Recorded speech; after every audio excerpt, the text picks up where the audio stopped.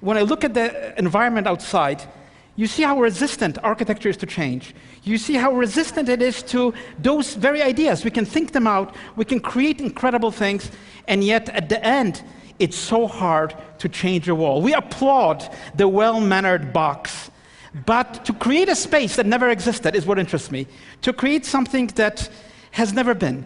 A space that we've never entered except in our minds, in our spirits. And I think that's really what architecture is based on. Architecture is not based on concrete and steel and the elements of the soil. It's based on wonder. And that wonder is really what has created the greatest cities, the greatest spaces that we have had. And I think that's indeed what architecture is. It is a story. By the way, it's a story that is told through its hard materials, but it is a story of an effort, a struggle against improbabilities. If you think of the great buildings of the cathedrals, of the temples, of the pyramids, of pagodas, of cities in India and beyond, you think of how incredible it is that this was realized not by some abstract idea, but by people. So anything that has been made can be unmade. Anything that has been made can be made better. There it is, the things that I really believe are of importance in architecture. These are the dimensions that I like to work with. It's something very personal. It's not perhaps the dimensions appreciated by art critics or architecture critics or city planners, but I think these are the necessary oxygen for us to live in buildings, to live in cities, to connect ourselves in a social space.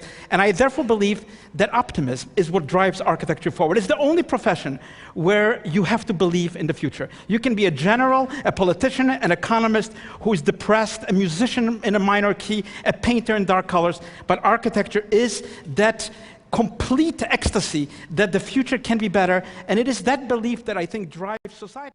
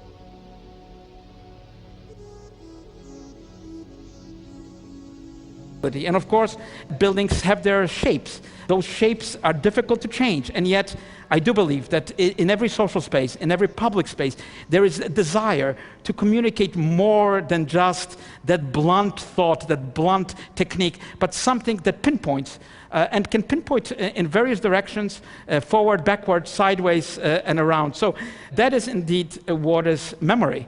Because I believe that my main interest is memory. Without memory, we would be amnesia.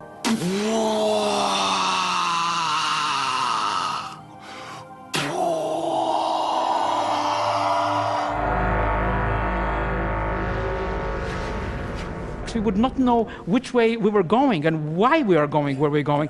So I've been never interested in the forgettable reuse, rehashing of the same things over and over again, which of course get accolades of critics. Critics like the performance to be repeated again the same way. But I rather play something completely unheard of, and even with flaws, than repeat the same thing over and over, which has been hollowed by its meaninglessness. So again, memory is the city, memory is the world. Without the memory, there would be no story to tell. There would be nowhere to turn.